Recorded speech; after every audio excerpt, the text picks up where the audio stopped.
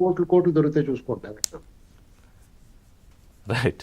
So Ravikiran గారు, ఎట్లా చూస్తోంది బీజేపీ అది కూటమి ప్రభుత్వంలో పార్టీగా భాగంగా ఎప్పటి నుంచో మొదటి నుంచి మీరు కూడా మాట్లాడుతున్నారు, కానీ ఇక దాదాపు మిథున్ రెడ్డి అరెస్టు అంటే ఇంకా మిగిలితే ఒక స్టెప్ మిగిలి ఉండాలి అంతే. అది లిక్కర్ డాన్ అని అందరూ అంటున్న జగన్మోహన్ రెడ్డి, మరి ఆయన పాత్ర అయితే ఇప్పటివరకు ఛార్జ్ షీట్లో ప్రస్తావన ఉంది, కానీ అఫీషియల్గా ఆయన పేరు ఇంకా పెట్టలేదు, ఇంకా అక్యూజ్డ్ లిస్టులో లేడు కాబట్టి ఆయన. సో మిథున్ రెడ్డి అరెస్ట్ తర్వాత జరగబోయే పరిణామాలు ఏంటి రవికిరణ్ గారు? రిషి గారు, ముందుగా మీకు తోటి ప్యానలిస్ట్ కి ఏబిఎన్ వీక్షకులందరికీ శుభోదయం అండి. నమస్తే అండి.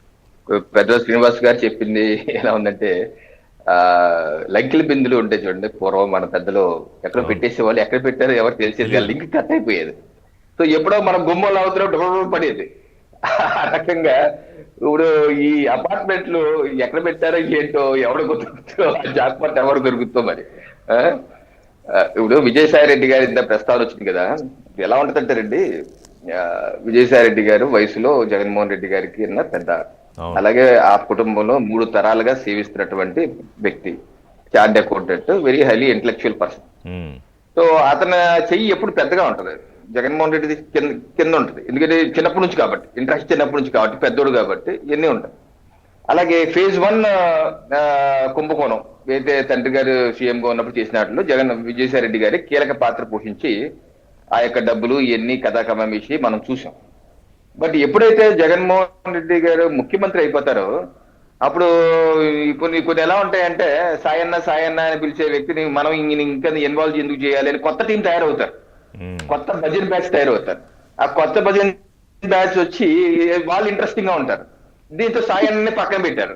పక్కన పెట్టేసరికి సాయన్న కోపం వచ్చింది, అలిగారు. ఆ తర్వాత ఆ టైంలో కూడా మనం చూసాం. సో ఎన్ని నేపథ్యంలో ఒక కొత్త టీం టేక్ ఓవర్ చేయటం, సాయన్నకి అలగటం, వాళ్ళ మనసు విరిగిపోవటం అన్ని మనం చూసాం. దీనిలో భాగంగా ఆయన కొన్ని విషయాలు బయట పెట్టారు తప్పితే, ఇక్కడ ఏదో దేశ ప్రయోజనాలు, జాతి ప్రయోజనాలు, లేకపోతే కుటుంబ ప్రయోజనాలు ఏం లేదండి, స్వప్రయోజనాలే ఉంటాయి అంతే. సో పంపకాల్లో వచ్చిన తేడాలతో బయటకు వచ్చిన వ్యవహారం ఇది అంతే. పంపకాల్లో నీకెంత నాకెంత మరి నాకేటి అంటే పక్కన నుంచి నీకేమి లేదన్నారు, నాకేమి లేదు అయితే చూడు నేను బయటకు వెళ్తా అని చెప్పి బయటకు వెళ్ళి చేస్తే. కాకపోతే దీనిలో కూడా లిక్కర్ కుంభకోణంలో కూడా విజయసాయి రెడ్డి గారి పాత్ర ఉంది. అది ప్రత్యక్షంగా కూడా ఆయన చెప్పారు. ఆయన ప్రత్యక్షంగా 2 సిట్టింగ్లు నేను ఉన్నానని చెప్పారు. అంటే అక్కడే ప్రైమా ఫేసి ఎస్టాబ్లిష్ అయ్యింది.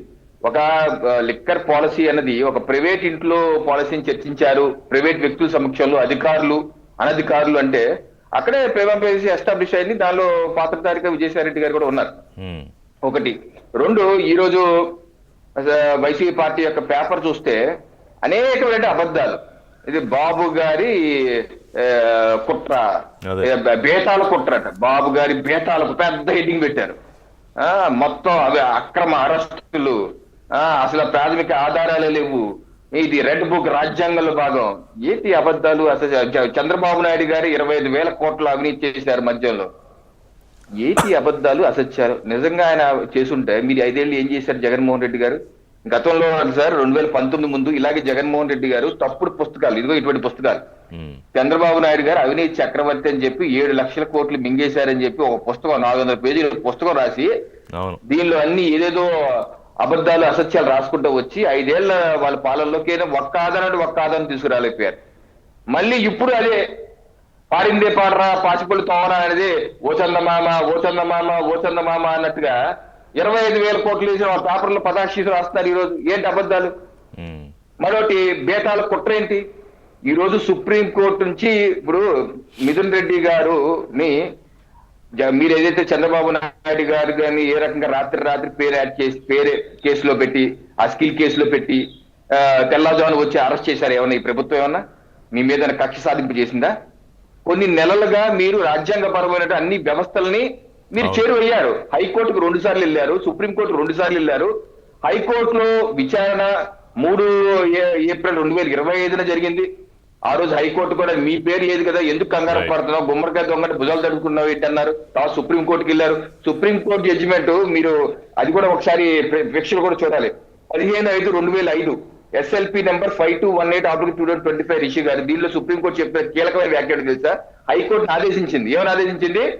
ఈ యొక్క కేసులో రాజకీయ పొలిటికల్ వెండెట్టా ఉందో లేదో కూడా హైకోర్టు విచారించాలి అని కూడా చెప్పింది. Note this point. పొలిటికల్ మీరు రాజకీయ కుట్ర కావాలని చేస్తారు లేదు మీరు విచారించి హైకోర్టు మళ్ళీ దీని మీద పూర్తిగా మీరంతా విచారించి నిర్ణయం తీసుకోండి అని చెప్పి సుప్రీంకోర్టు చెప్పింది.